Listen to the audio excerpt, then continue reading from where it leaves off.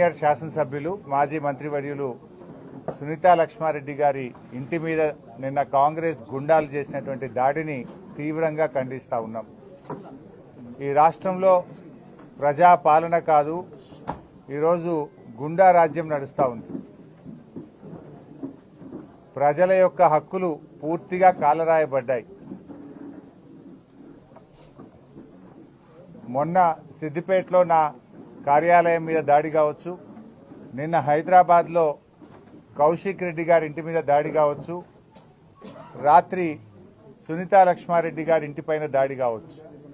అంటే ఒక గుండా రాజ్యం తలపించే విధంగా పాలన కొనసాగుతూ ఉంది.